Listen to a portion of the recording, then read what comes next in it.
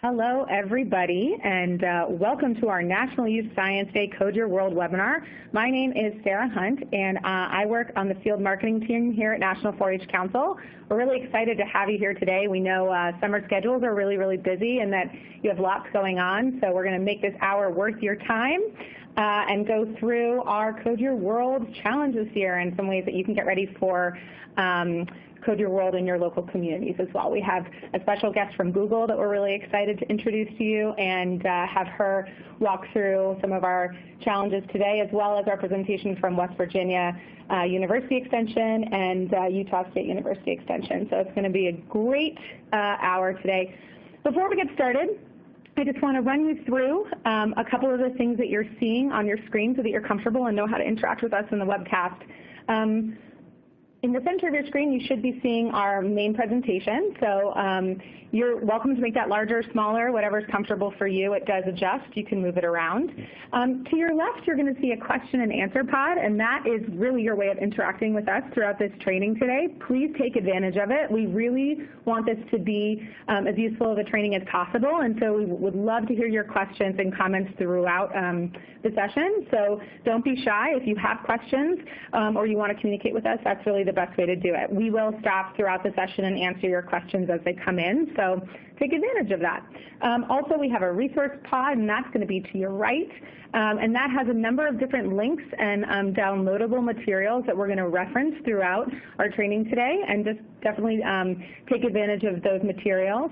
We're also going to have a couple of polls, and those are kind of fun. We're going to ask you some questions, and we'd love for you to interact with those and just submit your answers so we can kind of see who we've got in the room. But before we get started with our content today, I'd love to introduce our team that we've got presenting to you. It's a really kind of all-star cast here. Griffin, you want to jump in and introduce yourself? Sure. Hello, my name is Griffin Wade. I am the Director of Integrated Marketing for STEM at National 4-H Council. And as part of that role, one of the things I do is lead the National Youth Science Day program. So very excited to be here today with everyone. Sarah, would you like to jump in? Hendo? Sure thing. So my name is Sarah Henderson. I'm a program manager on the engineering education team at Google, but I also go by Hendo because there are lots of Sarah Hendersons here at Google, so defining my personal brand. You can call me Hendo. And I work on the Computer Science First, CS First program team, which is an introductory computer science curriculum for elementary and middle school students. And I'll talk a little bit more about that in my session later. Awesome. Jen, why don't we hear from you? Hi, everyone. I'm Jen Robertson-Honecker. I'm the STEM specialist for WVU Extension's 4-H Youth Programming, and I've been doing NYSD for the past 5 years all over the state, and so this has been really exciting to actually help write this year's challenge. All right, and Dave? Hi, Dave Francis from Utah State University Extension. I'm a STEM specialist, and we've been leading out, our state has led out the work with our Google partnership. Awesome. So it's going to be a great training here today with all of these experts here to explain NYSD. Before we get started, I'd love to just see who we've got in the room. So this is your first poll. No pressure, but what 4-H region are you from? Are you from the Northeast region, the Southern region, the North Central region, or the Western region? Let's see if we can get some feedback on that, and then we can see sort of how our room breaks down. All right, I'll give you 5 more seconds to select, and then we will go to the results. Ooh, nice. Okay, so it was great. We have representation from all 4 regions today. That's awesome. Looks like North Central is leading here, but North Central is a big region, so that makes sense. This is our next poll. We'd love to know sort of how many NYSDs you've actually participated in today, or as of this year. So this is your first one, 2 to 5, 5 to 10, or more than you can count on your hands. I'm sure we have a large variety of experiences here, and this will help us in sort of speaking to your experience level. I'll give you 5 seconds to respond to that one. All right. Okay, so good to know. So it does make sense because NYSD is only 10 years, but it probably wouldn't be more than 10. Perfect. So a lot of people here in the room, this is your first one. So that's really great to know. We're going to have a lot of really good resources for you, and hopefully this will help you feel comfortable moving in to the fall. All right. All right, Griffin, you want to get started with NYSD and what's new and improved for this year? Yes, I would love to. Thank you, everyone, for joining. Really excited to have an opportunity to talk about NYSD. We are really, really excited about it this year. And also so great to see that we have a really solid mix of NYSD veterans as well as a whole bunch of new folks who haven't done it before. So I'll kick off with just a really quick overview of National Youth Science Day and kind of what it is and how it works. For those of you who don't know, it's our signature initiative. And our focus really with NYSD is increasing access to the type of high quality and hands-on STEM learning that we at 4-H are really proud of and do really well. And our hope with that is to spark kids' interest in STEM all across the country, both within the 4-H system and without. So certainly working with partner orgs or in communities at schools. A little bit of history on the program. Sarah mentioned we're going into the 11th year, one of our longest sort of running national programs.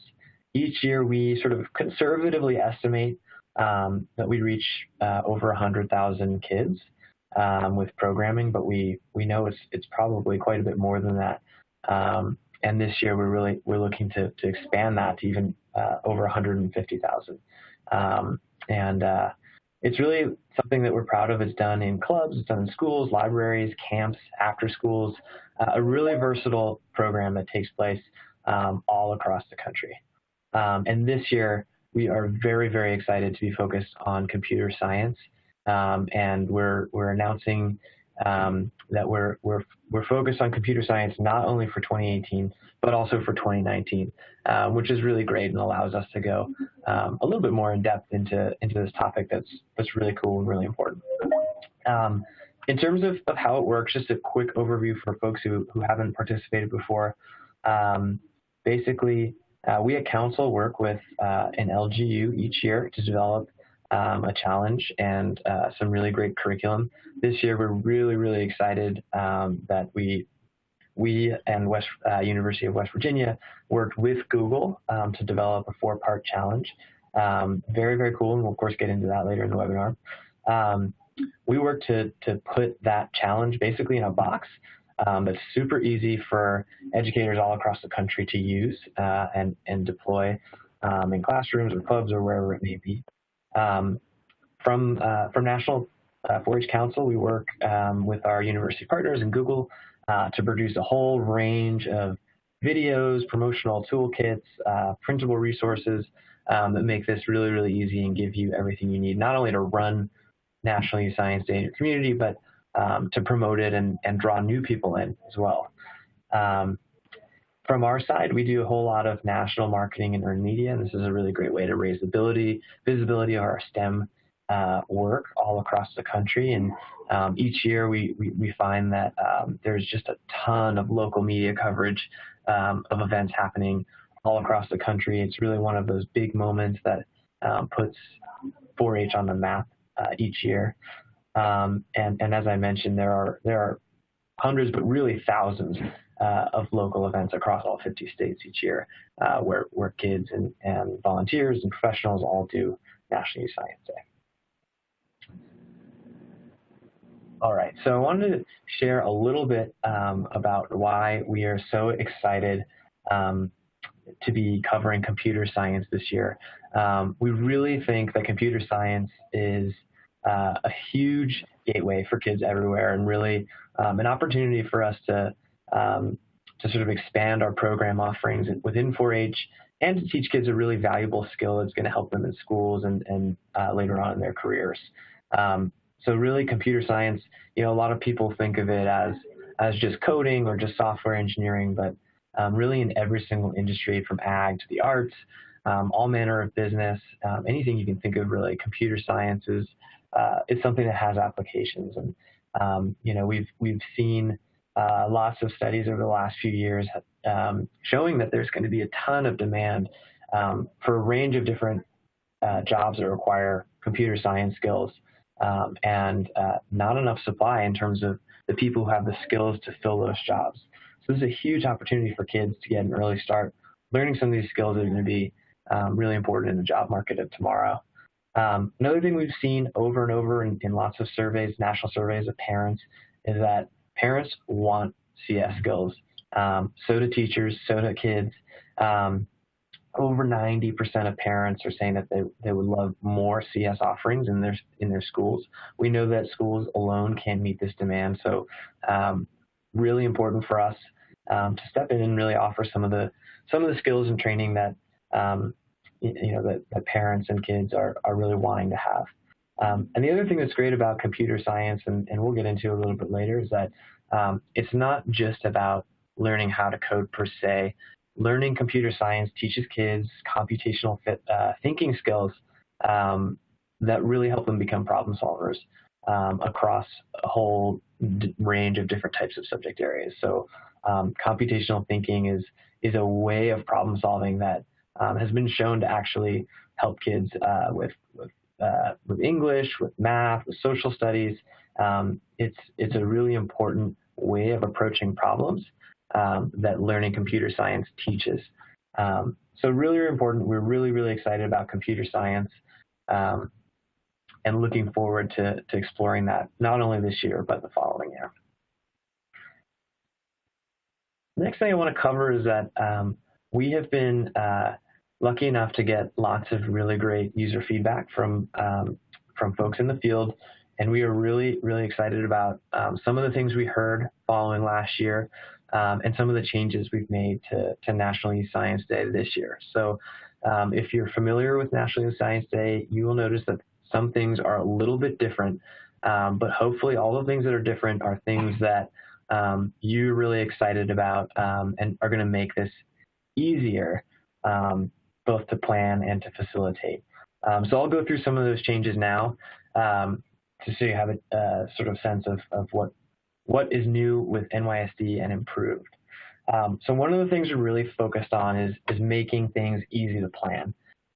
So the biggest change that you'll notice this year is that National Youth Science Day, the day that we're celebrating nationally, is October 1st. It's a Monday this year. It's the first day of the month of October. On this day, we'll be doing lots of social media promotion on our hashtag. We'll be hopefully garnering quite a bit of press attention in the national media. We'll be sort of issuing calls to action for all of you in the field to sort of participate with us digitally and online. And you can look for updates in emails and our website and social media to see what exactly is happening on that day. But the biggest change is that we're not asking you to plan your events for that day per se. You're more than welcome to. Events on October 1st are great, but you can actually plan your National Youth Science Day event all throughout the month of October. So you have the whole month. We hope this makes it much, much easier for you to plan your day. I know that for a lot of folks, doing it on a single day was a really big challenge, especially early in the school year. So this gives you a lot of flexibility to do that. Another new feature this year is that we have 4 really flexible activities that make up the challenge. So you can do these activities in any order. You can pick and choose 1 or 2 of them. You could do all 4 of them. You can do them over a couple of different days or all at once. It is totally up to you. It is very, very flexible. They're not sequential, meaning you don't have to do one before you do the other. So you can pick and choose the ones that feel the best to you and do those however you feel.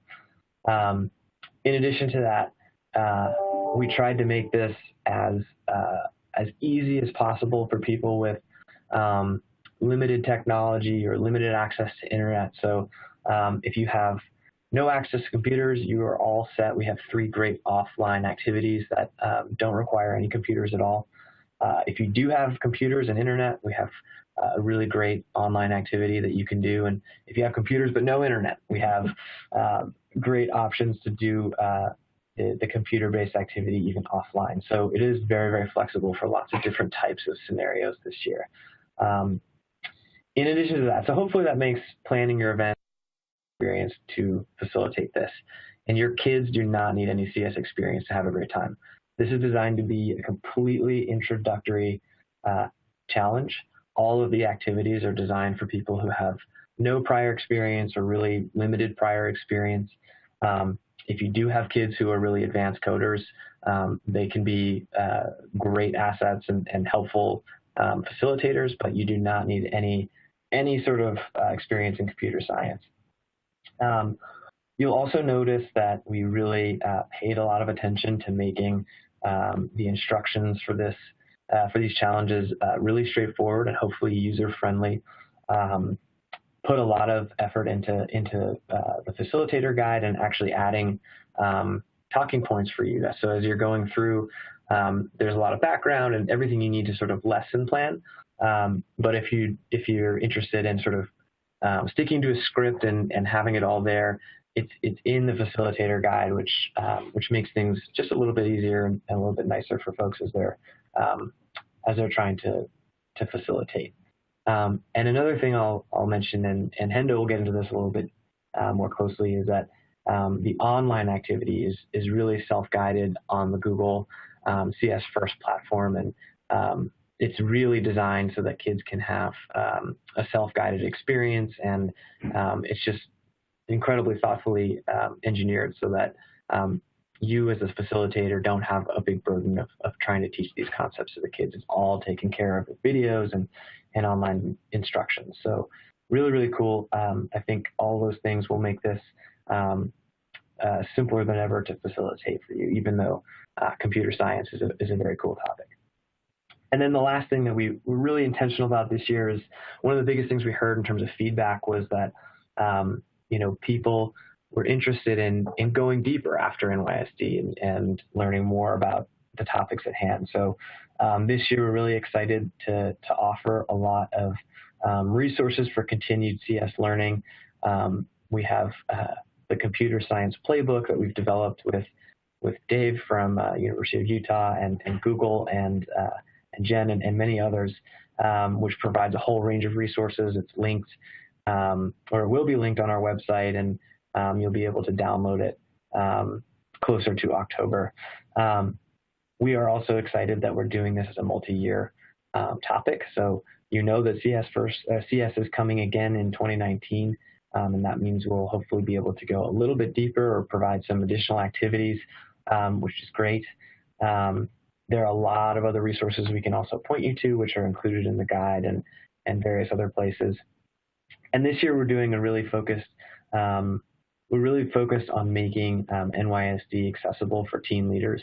And I think that's something that's really great for the field because, a lot of you have really engaged, really savvy teams who are ready to jump in and help facilitate and bring computer science to their communities and younger kids. And this year's challenge is really conducive to that kind of team-led learning.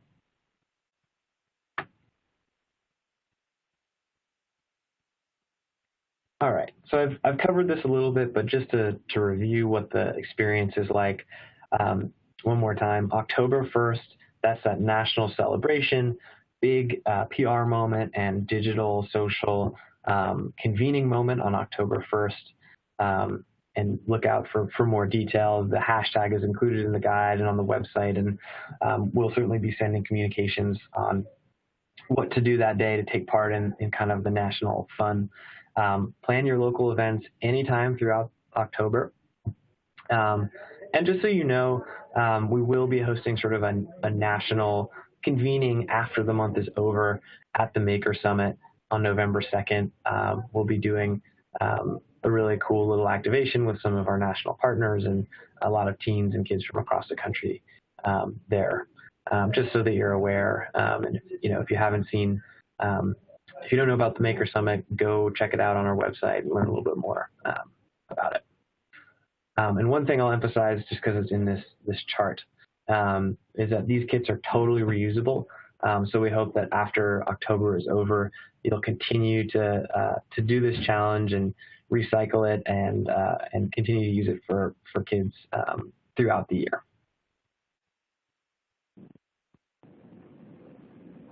All right, so before I'm done, I'll just, a few little things that I'll plug for everybody. We just this morning uploaded the National Youth Science Day Facilitator Guide and Youth Workbook on the website, along with a bunch of marketing materials and other resources. So if you go to www.4h.org/NYSD, you'll be able to download all those resources.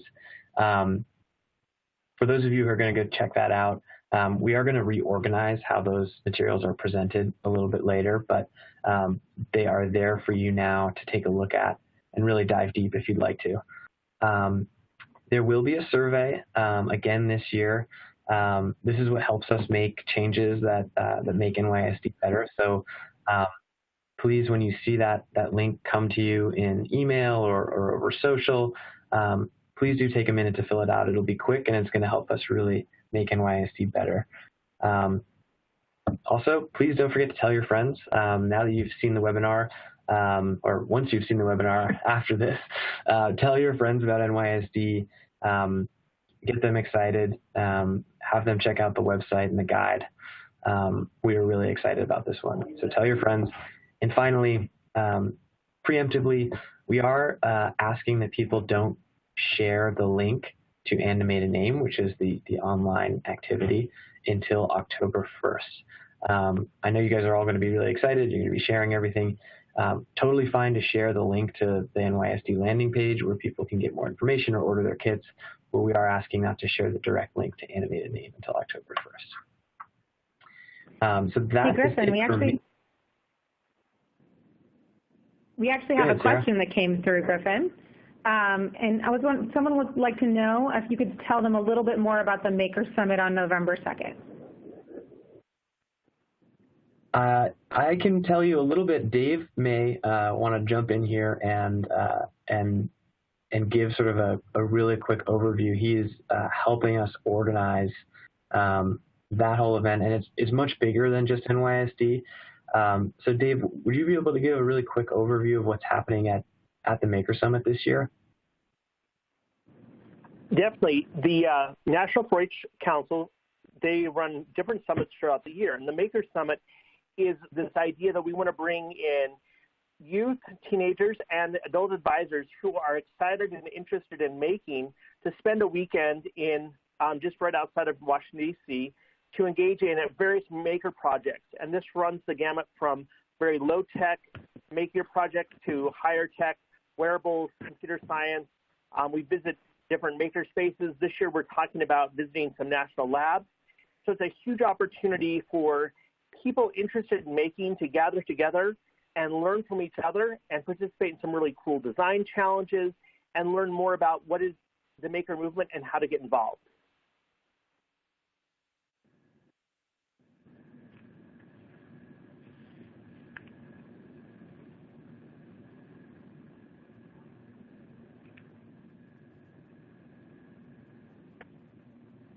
Awesome. Thank you, Dave. And for anyone who's looking for the link to learn more information about Code Your World, you can click on this right now and access the main NYSD site on 4h.org. All right. And with that, should we jump into the Code Your World challenges? Jen? Yeah, absolutely. So again, this is Jen from West Virginia University. So this year's challenge is Code Your World, and it was written with WVU and Google and National 4-H and Dave from Utah as well all had a hand in this. I've been doing NYSD for just over 5 years, and in the state of West Virginia, we've been doing it since its inception. And so, we typically run NYSD with anywhere from 1,000 to 2,000 kids throughout the fall. So, we sat down and we tried to be really strategic, talking to Dave and others in the field about what are some of the successes we've had in the past and what are some of the challenges that NYSD has had to, again, as Griffin said, make this as flexible and usable and lower those barriers of entry for new time facilitators of the activity. So the kit itself will contain a lot of the things you typically see in an NYSD kit. There'll be the facilitator guide, and there's youth workbooks, all of the physical materials you need to run the various activities, but we also try to include some things that are new. A couple of those things in the physical kit, you'll have certificates of completion and stickers that are nice things for the kids to take home after having done the activity. There are also, this time for the first time ever, a USB drive included in the kit. So this USB drive, first of all, will have software to do the online plugged activity offline. If you're in a state like West Virginia, we have many areas where internet is just not even a possibility. So this will allow you to download the needed software onto computers and still be able to do the plugged activity with youth. It also includes all of the paper materials in PDF form so that you can print it. So last year, I bought 5 kits and used it with over 300 children in my county alone. So that means all of those printable materials, I needed to make extra copies for the kids. Now you have it all in one easy place. So we really tried to think hard about making the activity flexible and reusable for our field. Again, as Griffin mentioned, when you're planning your challenge, we've included 4 activities, again, for the flexibility, for the variability, depending on your time and your venue and what your needs are. The 4 activities this year is 1 plugged activity called Animate a Name, and 3 unplugged activities, Code Your Dance, Artificial Intelligence, and Color Your World. So the 3 unplugged activities require no tech at all. As Griffin said, they're not sequential, they're not connected in any way, although they all cover computer science concepts, so you can do them in any order or one at a time as you see fit.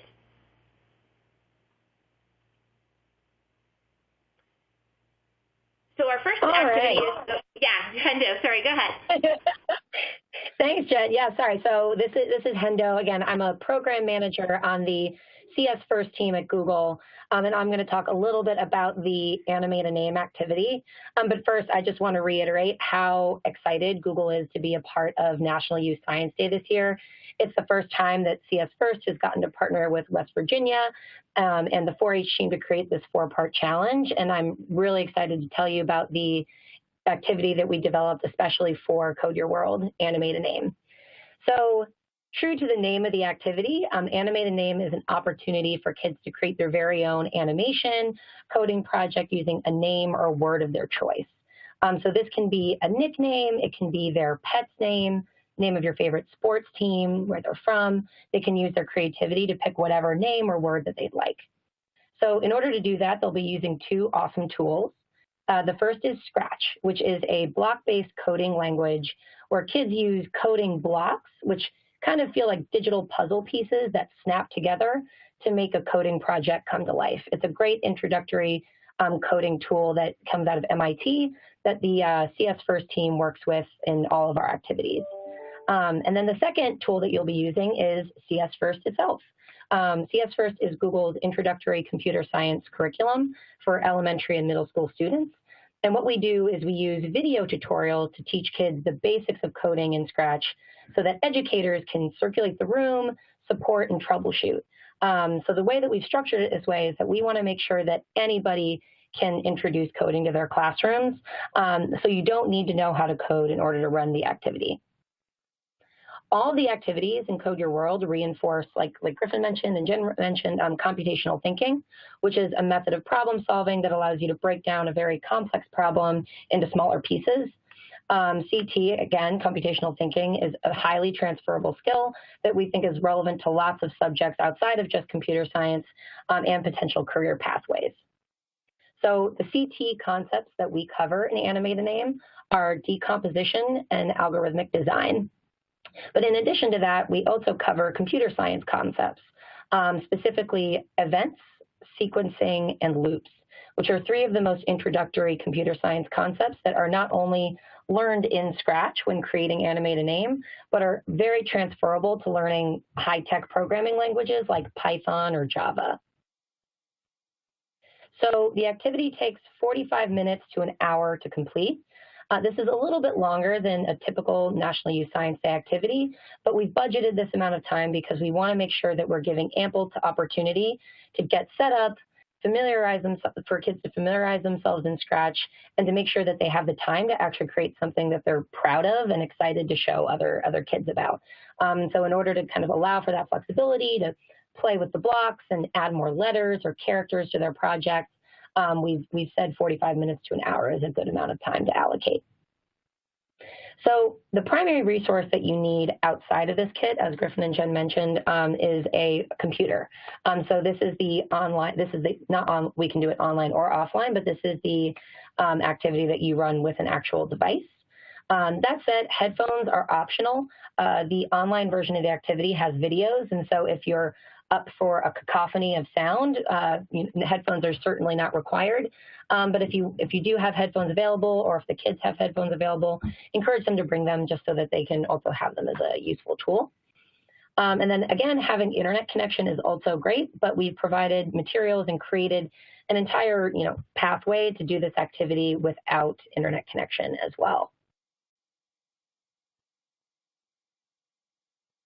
So since, like we mentioned, we know internet connection can always be spotty and is a total toss-up, we've created resources for you to be able to complete the activity whether or not you have connection. So if you're running the activity online, like I mentioned before, you'll need a computer. If you have one for each student, that's great, but if not, we've seen lots of different iterations of this activity run where you group 2 students to a computer, you do station rotation. Our facilitator guide has lots of great suggestions for how to accommodate if you have a limited number of devices for the group that you're teaching. Next, you'll need the Animate a Name activity website. On that website is where students will they'll visit the site, they'll watch an introductory video with Olga, one of our CS First Googlers, and Fiona, who's a 4-H teen leader from the Bay Area.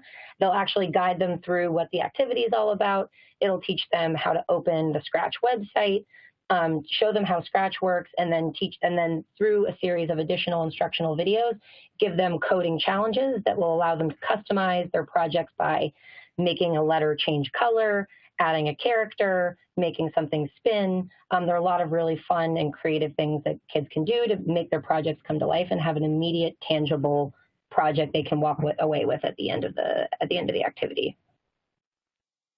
And so if you're running the activity online, another resource you'll need are the Scratch username and password sticker labels that we've included in the NYSD kit. So this is just a NYSD username and password. And the reason why we've given those out in the kits is so that kids can log into CS First and Scratch. So the big benefit of logging into Scratch is that kids can actually save their work. They can show it to like other friends or family later. We found that a lot of kids through CS First really like having this option so that they can continue to build on a project after the time is done with their club. And there are also millions of other coders in the Scratch community that they call Scratchers who make fun and inspirational coding projects every day. And so if that's something that they would love to explore more of and engage in, these usernames and passwords are a great way to do so. And then if you're running the activity offline, the primary resources that you'll need are on the USB drive that comes in the kits that Jen just mentioned. We've included everything on there, everything from software to lesson plans to the coding challenge materials.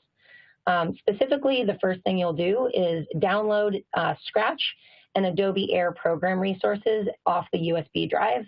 These should both be installed on the devices that you're using the day of the club. And so ideally, the device that a student or group of students will be using has the Scratch program up and running with a little Scratch cat as the icon before the club starts so that they can jump in and open that up and start animating their name. Secondly, you'll need the offline facilitator guide. So we've actually split up the facilitator guide for online and offline to make it a little bit more clear to everybody when you're deciding to run the offline activity, what the exact setup steps will be, how the talking points will differ, the resources you'll need, all that jazz.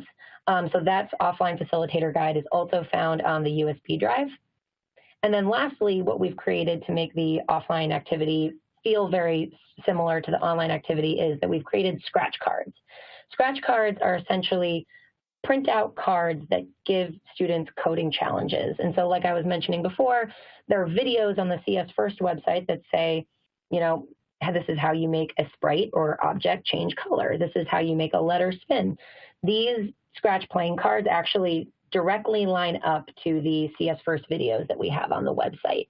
And so the idea is you can hand out or have kids swap or change these coding challenges on their scratch cards to animate a name without having to have access to the CS First website. That said, we understand that kids learn in a variety of different ways. And so while these scratch cards are clearly an awesome option for an offline experience, you can also download all of our videos off the CS First NYSD website in bulk. And if you can load those videos onto either a master computer device or onto the computers or devices that you'll be using, you can also use those videos in an offline environment if you do have internet at some point to download them beforehand. So Jen and I have both run this. I want to make sure I give Jen a moment to chime in and see if I've missed anything that you would want to clarify or add. No, I think you did a great job there. We've done this both online and offline throughout the state, and I've used scratch cards, I've used downloaded videos, I've used a master computer where we went through the videos together, and all of them have worked wonderfully. So, you know, any of these options I think will work well for our field. I also see that, yeah, go ahead. Sorry, we just had a question that came through, and they were wondering, can the online activities be used with Chromebooks? Is it compatible? Yes, the online activity can absolutely be used with a Chromebook, just because you're not downloading or using any software on the Chromebook, so that should be just fine. Awesome, thanks. No problem. And our facilitator guides and lesson plans and everything that we've included, we have more tips on how this can be, how you can troubleshoot and how to run it that you can reference there. So I mentioned this earlier. We'll all probably mention this continuously throughout this call. But one thing that we think is super important to emphasize is that you don't need to be a computer scientist or know how to code in order to animate a name or any of the other activities in Code Your World. That was a real principle going into designing the CS First program altogether. It was created so that educators with little to no CS experience whatsoever could create meaningful, fun, and engaging computer science experiences for their students. And so the same applies here. If you're doing the online version, the videos that we've provided walk the students through all the steps for using Scratch, referencing code blocks, snapping the blocks together, and all that whole component. And then the offline version, the scratch cards, provide the exact same instructions, but just written down. And so if you're ever feeling lost, you can direct students to reference those two resources. But we've also created solution sheets in our facilitator guides that actually show you what the coding challenges solutions should look like. So it'll show you the actual block stack in Scratch for change color, for example. And so we put together a ton of resources to make it feel ideally as easy as possible for you to run through this activity, even if you've had little to no coding experience or if you've never used Scratch before. So yes, I think there might be a question that I'd love to address while I'm getting a screen share ready. Sure, yeah, we actually had two questions that came through, just to kind of clarify. Are the facilitator guides for adults or are they for teen leaders or maybe both? They're for both. Oh, sorry, go ahead, Griffin. No, go ahead, Jen. Yeah, so the facilitator guide is really for anyone who's leading the activity. And, you know, everything's in there. What I would say is that if you're using a teen leader to help you with this, remember that, you know, there's a lot of information in there as well, and like setting up the classroom and making sure the correct software is on the computers. And so, you know, your teen may or may not feel comfortable with that. So make sure they're working with an adult leader to help with all of the things that are needed on that end of the spectrum. Awesome, that's great. And then we had another question.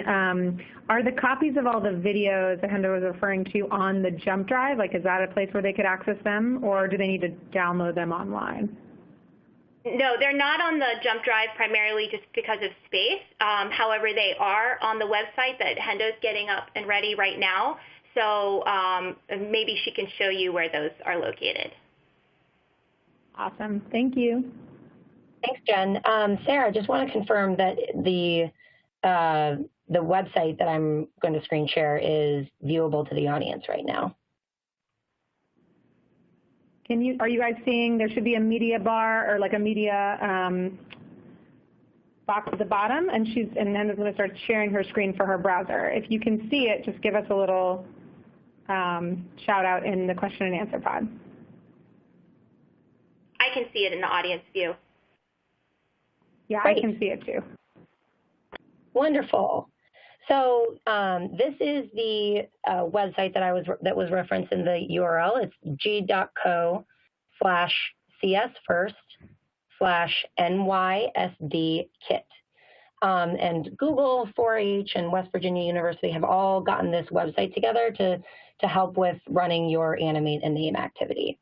And so when you land on the homepage here, we talk a little bit about the activity, Animate a Name. We have one of our engineers' dogs, Pickles, as an example project. I think that his bow is moving and his antenna are changing color to just show you an example of how kids could animate their names. And then the three primary resources that we've gotten together here for educators to get prepared are right here. And so the first is a demo. And so our team has gotten together an actual demo project that an educator can run through to see what it's like to, watch one of the introductory videos and bring their project to life using code in Scratch. And so if you click that, you watch the video, you can open a starter project in Scratch and follow the instructions that Olga gives you in the video. And so we've heard feedback both from CS First users and 4-H users that getting a little bit of insight into what the student's experience is going to look like would be wonderful. And so we've put together this demo flow to make that process a little bit easier. And then the second card is to review the materials. This page has, I think, every material that I referenced that we used for Animate a Name earlier. So we have the activity guide for using Animate a Name online.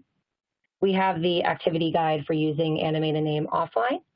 We have certificates and badges that you can use and download to give out to the students after they've successfully created their projects.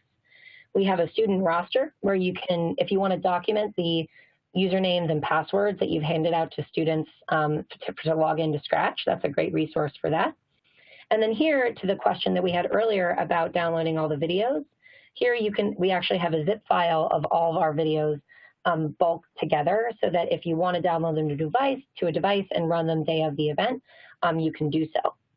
Additionally, we also have our Scratch cards here that you can take a peek at. And then the last thing to do to get prepared is the option to set up a CS First club. And so CS First essentially allows any educator to create a club where you can have students log into your club, you can track their progress, you can see their projects, you can generate new usernames and passwords, and it's a really great resource that if you'd like to continue down the pathway of introducing your students to computer science, creating a CS First club is a great way to explore a lot of the other curriculum and materials that CS First has as an option for you, whether it be introductory, intermediate, or advanced level. But there's also an option right here to go directly to the activity. So if you, for some reason, don't have a strong enough connection or setting up the activity on the same day, we recommend going directly to the activity. And so this page will walk you through the benefits of both, and you can figure out what option's best for you. And then you'll land on the activity page itself. And so this is the web page that the students will actually land on to start coding. The introductory video is here with Olga and Fiona, and they'll watch this all the way through. And then from there, Olga and Fiona will instruct them to open Scratch in a new tab. They'll open up a project in Scratch, and then start adding some of their own letters, characters, names, and nicknames to bring their project to life.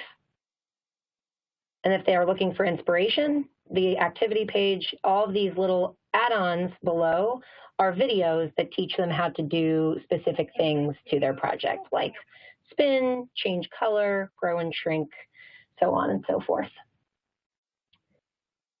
Great.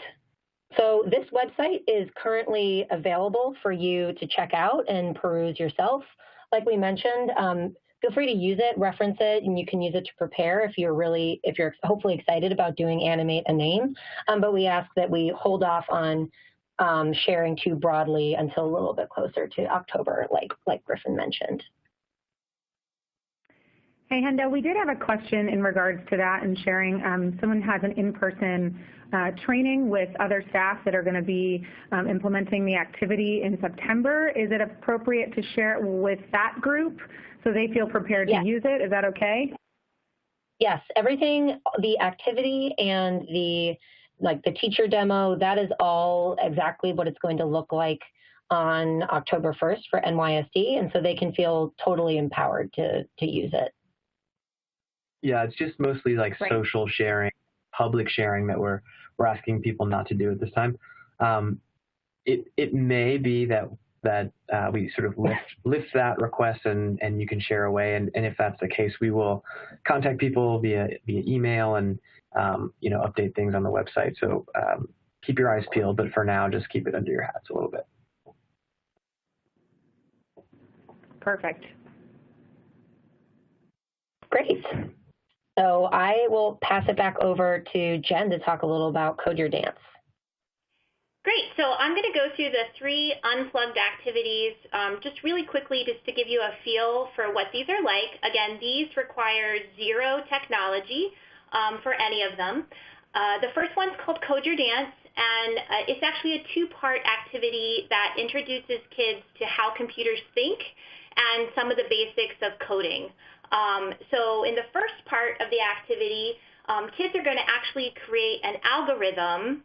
An algorithm is just a fancy word for a set of instructions for the dance, the chicken dance. And we chose the chicken dance because it's well known by most, although we do provide a URL for a YouTube video if kids don't know it. And it's also relatively simple because the more complex the dance, the more complex the instructions. So we're trying to give kids an easy entry into algorithm writing and design. In the second part of the activity, they're actually going to use code cards, sort of as their programming language, to create a new dance that they teach to another group. So for the part 1, the whole point of this activity is to get, again, kids to think about how computers think and why computer code has to be so specific and detailed. And the order and the sequencing of code is really important. So the kids are going to create this algorithm for the chicken dance, and the facilitator, the guide leading the group, is actually going to act as the computer. For the facilitator, to sort of get your mind into what this is all about, we've provided an inspiration video that you can watch that's about the exact instructions of creating a peanut butter and jelly sandwich. So as the kids go through and create their code, and they're doing this, the kit is designed for a group of 10, so they're, with that in mind, we would have this in 2 groups of 5. So they're going to work together to make one set of instructions for each group, and they want to be as detailed as possible, such that when you read it, when the facilitator who's acting as the computer, we're going to do the dance as instructed. The point is not to interpret what the kids meant for the dance, but what they physically wrote. And this is really to drive home that point that computers can only do what the code tells them to do. So the hope here, and we've tested this a couple times, is to be really silly in our interpretations so the kids get the point that, yeah, I need to think a little bit more clearly when I'm sitting down and writing code. And we sit down and talk about debugging and rewriting and sort of breaking things down on a decomposition-wise so that we can make those instructions more exact. While they're still in their groups of 5, their 2 groups of 5, now they're going to take the second part of the activity. So part 2, you will have in your kits a deck of cards, and the deck has 2 sets of 26 cards. So you give the set of 26 to each group. And there are special cards in this deck that the kids are going to use to code their own dance. The goal here is to have another group perform their dance by reading the code alone. They can do a dance they know, or a lot of times what the kids like to do is just to create a brand new dance for themselves. There are 3 different types of cards within the card deck, and all of this is explained in the facilitator guide. But basically, the yellow cards are action cards, so it tells them when to start, when to stop, whether or not they should do a jump or a turn or a spin. There's also some make your own, so they can add something silly like the floss. There are green cards that are loops. As Hendo mentioned earlier, loops, events, these are all important things in coding. Dances have loops. Songs have loops, and these are just places that are repeated over and over again. In code, we use loops, so we don't have to write the same thing over and over again. It tells us how to repeat those. So there are start loops and stop loops, and there are 2 different types of start, one that tells them begin the loop when or repeat the loop this many times. So they can use either of those. Finally, we have conditional cards. So these are if-else cards that are conditional statements that say, for instance, you have 2 different partners that do 2 different things during the dance. Or if you have a dance that does one thing during the chorus and another thing following the chorus in another part of the song. The important thing here with this activity is if you're working with young or novice kids to talk about each of these types of cards and maybe do a test code, put a small test code together where you talk through it and the kids kind of get the understanding of how they're going to do the activity. To make it even easier, the kit has a poster, a Code Your Dance poster that shows, since we just did the chicken dance as an algorithm, what the chicken dance would look like with our Code Your Dance cards. And so it's probably a little bit difficult for you to see in this small area here, but it says, you know, the start of the dance, start when the music starts. The first loop says, you know, when the music is playing. Our conditional statement is to the chicken dance. If you remember, there are 2 different parts. There's the da-da-da-da-da-da-dun, da-da-da-da-da-da-dun. So that's the regular part of the music. In this part, we've got a loop that, so first it's a loop to say that this is repeated until the music ends, and the conditional says while the regular music is playing, do the beat 4 times, do flap your arms 4 times, move your hips, clap your hands 4 times, so all the action steps needed for that. The second part of the conditional says else. What that tells us is if we're not playing the regular music, da-da-da-da-da-da-dun, da-da-da-da-da-dun, then the other part of the song is the polka. So if we've hit the polka part of the dance, the else is do the polka. And then finally, we have our last conditional statement, end if statement, which is also the end of the loop and the end of the song, so it stops. For this, you can play it in conjunction with the YouTube video if available, and it kind of gives the kids an idea of how the cards are used. To make this, take this even further to show kids how these code cards correlate straight into real computer science coding, we show how you might code the chicken dance in both the programming language Scratch, which they're going to use and animate a name, as well as a very common and popular language called Python. So again, all of these things are reusable and learning through different types of coding programs. The second unplugged activity is called artificial intelligence. So coding is just one part of computer science. We wanted to make sure that this challenge covered a lot of different computer science concepts. So this activity introduces kids to artificial intelligence and how it can be used to make decisions. There are 2 parts to this activity. In part 1, kids are going to work in groups of 2 to play rock, paper, scissors. And they start off by playing it the normal way, you know, hand against hand. And then one of the children becomes the AI, and they use a dice to make the decision of rock, paper, scissors. In part 2, we replace the dice with a coin flip. And I'll show you what this looks like. So the kids are given for activity, or part 1 of this activity, a die decision chart. The really neat thing about a dice, or a die, is that it has 6 sides. Rock, paper, scissors has 3 choices.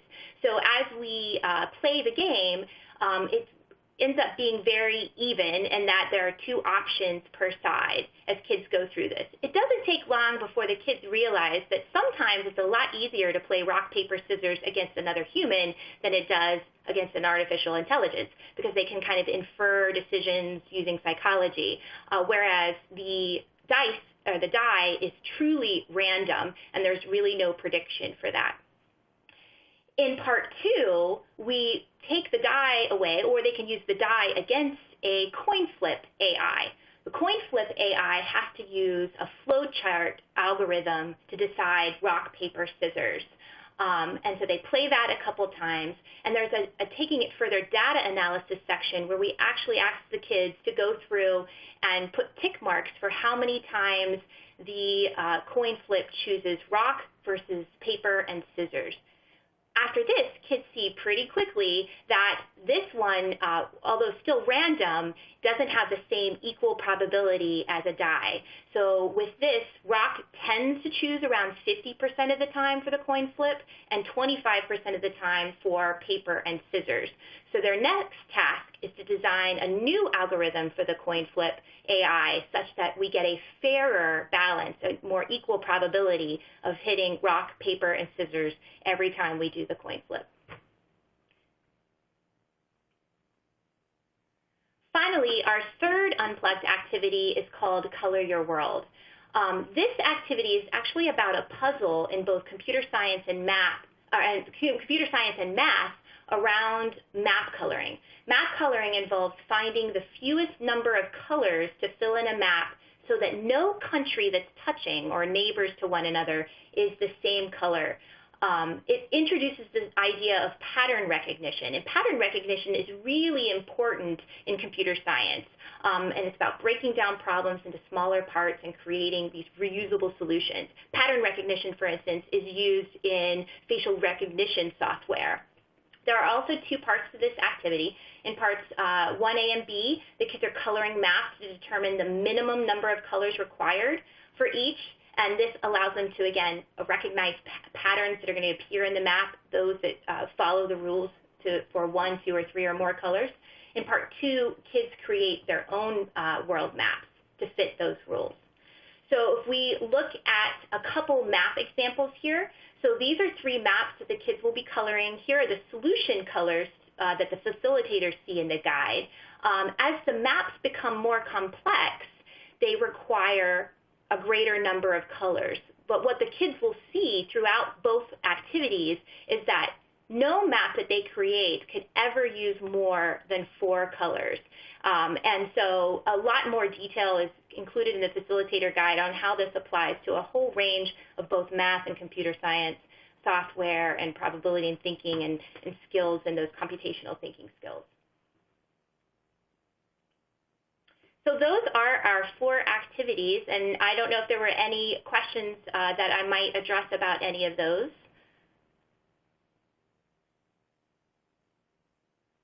Hi, Jen. Let me see if we have any questions. Here, we do. What age groups are the activities for? Is there a breakdown? Yeah, so primarily we've written this for 4th through 8th grade, you know, I think you could definitely go older for some of these activities beyond 8th grade. I would say, you know, if you're thinking about 3rd or under, you really need to think more about the types, you know, smaller groups, the types of one-on-one adult help that might be required for that. I think the Code Your Dance could be something that younger kids do, but some of these activities are a little bit more complex for younger kids. Awesome, thank you. That's our only question for now. I know we're reaching the end of our session, but my name's Sarah, guys. I'm back. I would love to run through some of the marketing materials that we've developed for this because, you know, we've just spent a lot of time going through these activities. They're so wonderful. Kids are really going to love them, but if you're not actually informing your community that these things are going on, then you're going to miss out on an opportunity to really elevate NYSD locally and your 4-H programming. It's really important. So I'm just going to run through, like Griffin said, we have a number of resources that are available on our website that you can download that are really supposed to make your marketing easy and efficient. So we want to provide you with lots of great tools. So you can see here's a list of everything that we have available on 4h.org/NYSD. And so that I'm going to run through and give you an example of these different materials so that you can see them. And this is you can get a direct link to that toolkit right now if you'd like to check it out and start downloading. All right, so we have both guidebooks are available, the youth workbook and the facilitator guide. So you don't actually have to purchase a kit to get started in looking at how these activities are going to be run. So this is a great thing to sort of familiarize yourself with the activities if you really want to kind of get into it prior to setting up your event or running these challenges with kids. Definitely take advantage of the fact that there are digital versions of this available. We also have a great NYSD Code Your World overview document. It's a front and back, really easy to print out. This is a really nice way to explain what Code Your World is to your colleagues or to other adults that are going to be running this event, and just explain sort of what's new for NYSD this year as well. So it's just a really nice resource that you can use to explain all about this challenge. We have heard that the photo booth frames, which basically is a frame that you can print out on foam core at a local Kinko's or maybe at your university, depending on what you have available to you. This is really fun for your event because it allows you to kind of take photo booth pictures and then post them on social media. And people just love this. So it's a fairly low cost associated, and people really use it. So definitely take advantage of that. You can get some good social media traction for your event. And again, it's very low cost. So we have flyers and advertisements that you can use, and these are editable, so you can add the information for your event locally there. Flyers are great to print out and put around local organizations like, say, your YMCA or local schools, clubs. You can, definitely use them as kids are coming back to school. Ads are great, and there are a number of different sizes available for those, and those are good for, they're developed for print advertisements, so if you have a local newspaper or a school newsletter or something like that, they're very easily dropped into those types of media. We have bookmarks because we've heard loud and clear that you guys like the bookmarks, so we wanted to develop those for Code Your World. These are great to give out at your event or to give out prior, just to let everyone know that it's happening. And we put as many as we could on a page to make it efficient for you to print, and they're just kind of a fun free giveaway. We have some public relations documents here that should help if you are planning an event to, one of them is a press release template, the other one is a media advisory template. So both of those are helpful. They're really, you just fill in your own personal information, but it makes it's easy for you to inform local media sources that you're having an event and that National Youth Science Day is coming. And then the media advisory template allows you to inform the media about your event if they wanted to show up and cover it. So those should make that process a lot easier for you, so you don't have to overthink it. So you just fill in your local information. We did refer to the certificate earlier in the kit, but we also have that downloadable on the website. And what's fun is we get the completion stickers that are available in the kit. So this is just a really nice thing that you can give your youth that have participated in NYSD this year, something for them to take home. It just makes them feel accomplished, like they've done something special, and that is available for just like a really easy, you can print that at home, nothing special about the printer needs for that. All right, and then we have social media messaging guide, and this is just a couple of examples. The social media messaging guide includes lots of different posts that you could put on Twitter, on Facebook, and it just, again, it takes any of the challenge out of coming up with this kind of thing. It makes it very easy to just plug and play into your local social media channels. But as you can see, it has the hashtags that we would suggest that you use, like hashtag 4HNYSD, hashtag Inspire Kids to do, and then where you can push people online, so 4h.org/NYSD to learn more. You'll also see examples here that show how you can have kids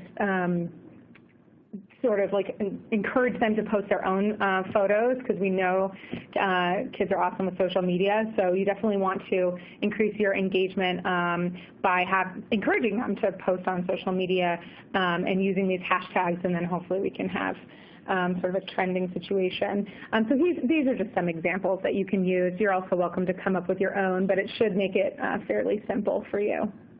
And please, one of the things we always like to emphasize is just because we have our national Youth Science Day hashtags and things like this, definitely combine those with your local hashtags. If you have a state hashtag that you use, feel free to include that, and then you can get nice coverage on both sides. All right, and then on top of that, we have social media and web graphics. So these are supposed to be really easy for you to use. You just download them. They're the right size. You can download them in a number of different sizes for different social media platforms like Twitter and Instagram and Facebook, and really, really simple to implement on your local social media channels. We also have web graphics, like web banners, that you can use if you want to put those up on your local extension website, or if you have a 4-H website for your state or for your county. It makes it really easy to connect your local audiences with the opportunity to purchase kits and the opportunity to learn more about Code Your World. So all of those are really easy downloadable resources. And then I'm excited to say that we are going to have Spanish language assets that are coming in a number of weeks in August. So we know that it's really important to provide Spanish language materials so that we can reach diverse audiences. So we will have those available in that same spot on 4h.org/NYSD. I know that there are a number of questions that came through. So if we can, we'll stay on and answer these and make sure that we get your questions here. All right, so are the kits comprehensive of all 3 activities? Jen, that's correct, right? All 3 activities are included in the kits. Yeah, actually all 4 activities are included in the kit. So, I mean, the plugged activity is online, but there are still physical materials in the kit for that activity as well. Perfect. All right, let's see if we have any. All right, that was a great question that came through. For those of you asking for links, we'll make sure that those are all available to you in the email follow-up to this webinar. The other thing I just want to say is that if you felt like this training was useful today, we are always trying to make these trainings better for our audiences. So please, we have a 3-question. It should take you, no more than 2 minutes probably to fill this out. It's right on the screen here, where you can provide us with some feedback on your experience today for this NYSD training.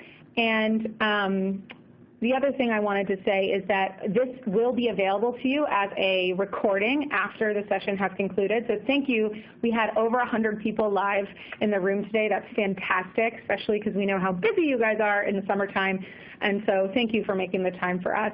But if you know some colleagues who are not able to make it, or anybody who you think this information would be useful for, you will receive an email after this with a link to watch this recording on demand. So that means you can watch it whenever you'd like. It will be available to watch, repeatedly if you want to go back, see something. All of the resources that we have linked to will also be available to download. None of that stuff goes away. So definitely feel free to refer back to everything that we've talked about if you feel like that would be helpful.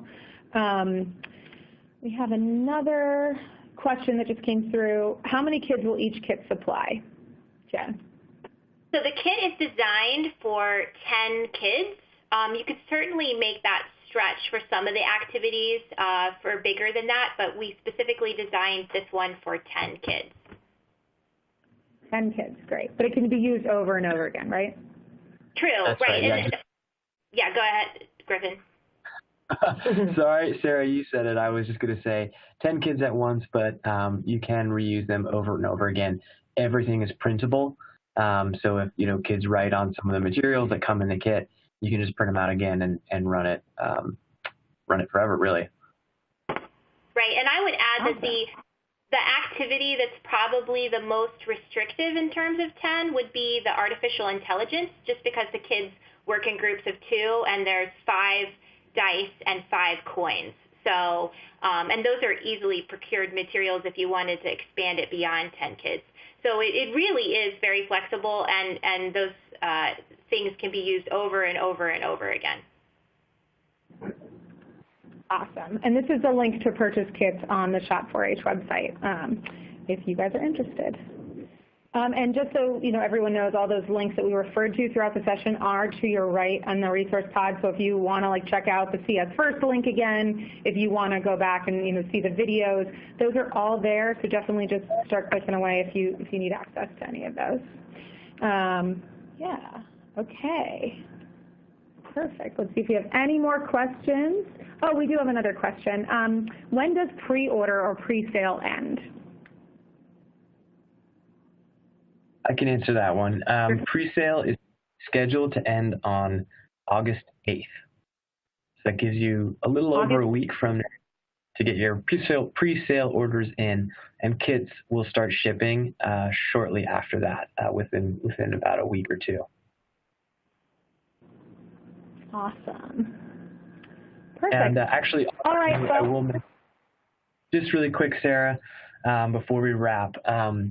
I will mention that we are working on a how-to video, so that's something that you can expect probably towards the end of August or very early September, which will sort of give you a more visual breakdown of some of the activities, and hopefully will be really useful for folks. And then I just saw more of a comment, not a question, that I'd love to address. One of you mentioned that it would be helpful to have all the downloads in a single zip file. And that's something I can work with our team for, and hopefully we can get that up sometime in the next couple of weeks to make that a little bit easier for you. So thanks for that suggestion. Yeah, that's awesome. Someone also suggested that we make the NYSD Code Your World logo available, and I think that should be fairly easy to add as well. That's helpful. We had another question come through. What is the latest that you can order kits? I think that's probably in reference to arrival before October. Any idea on sort of what the cutoff date for that would be, Griffin? So it really depends. The kits are going to be for sale until we sell out of them. If there's super high demand, we can even order more. Since you can do your events anytime in October, you can order a kit, whenever you need it for any time that month. I'm not totally sure what the shipping time is. I know that it probably varies a little bit by where you're located. So you can always check that out or call our supply customer support to see how long shipping might be, and just make sure that you get your order in time for your event. But this will be on sale throughout the month of October and very likely beyond that as well. Awesome. Okay, so we had a great question that came in here from North Carolina. It says, our school system has STEM teachers at the elementary level, which is great. Are there marketing materials that could be used to present this as a project for them to utilize with their classes? Or do you have any suggestions for utilizing this project on a school-wide level? I am going to connect with you about marketing for that group afterwards, and we can talk that through. Jen, do you want to jump on and give some suggestions on how you utilize the project on a school-wide level with a large group?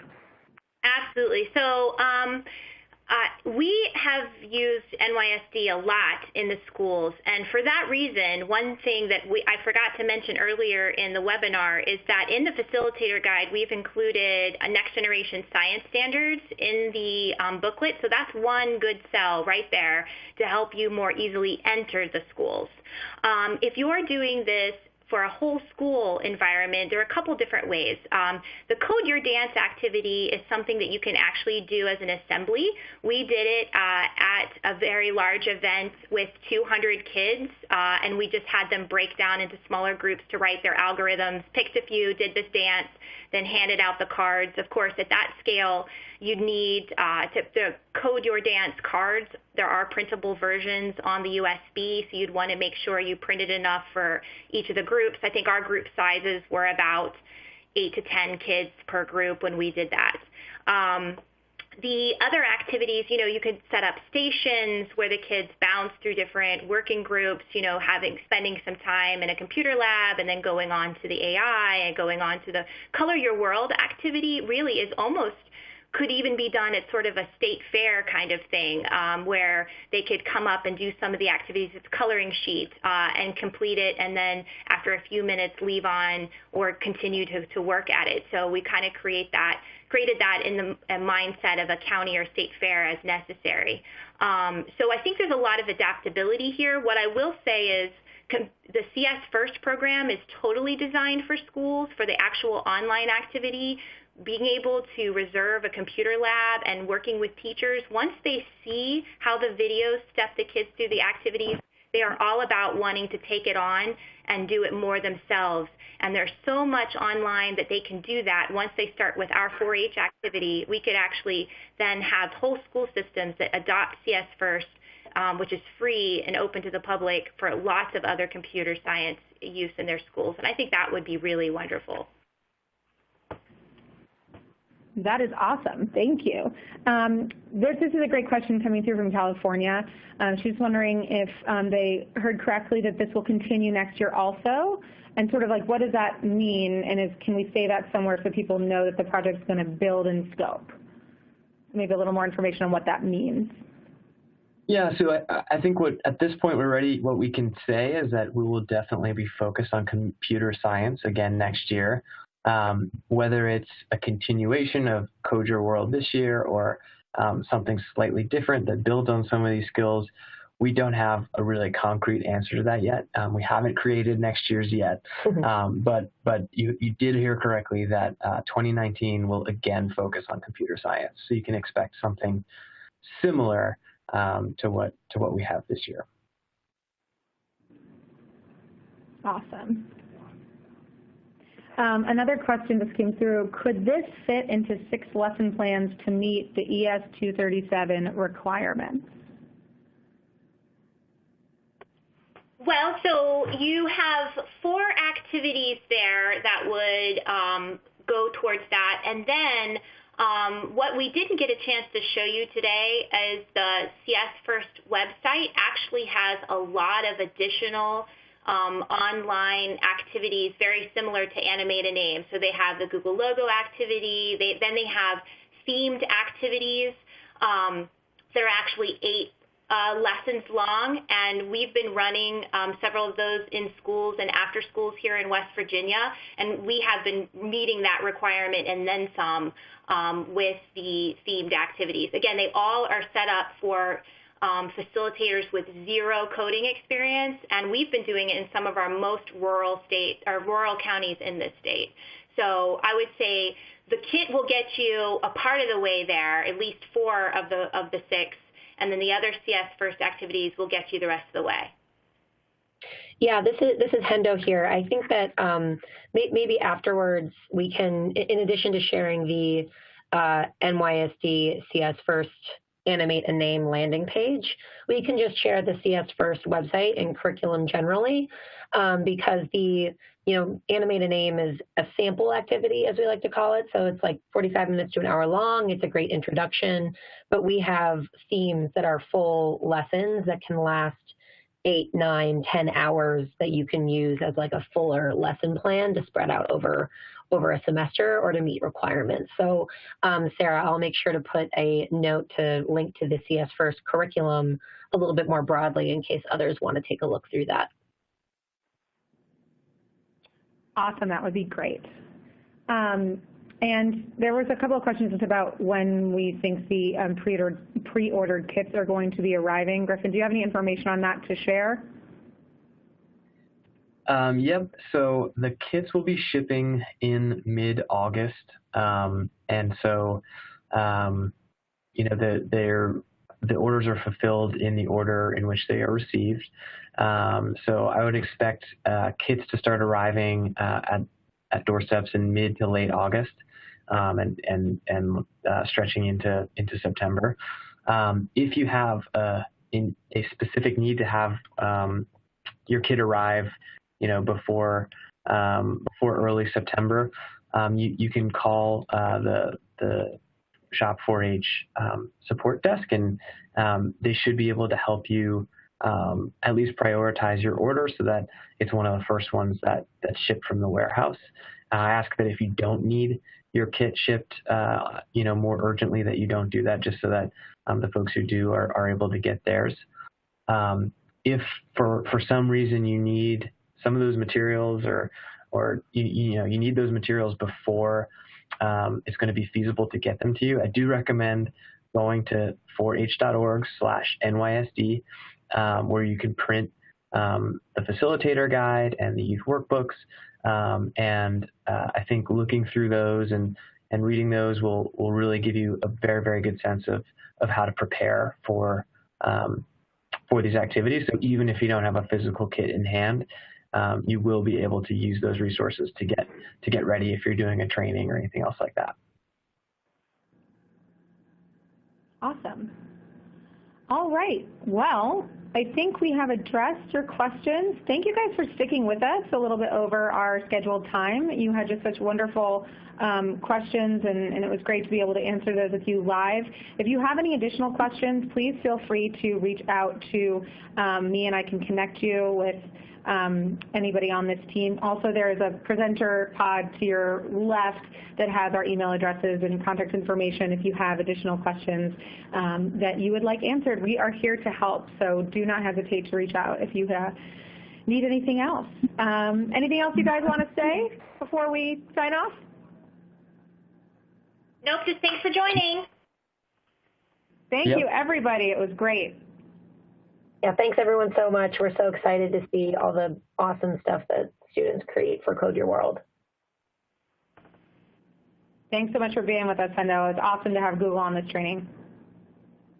Happy to be here. All right. Bye, guys.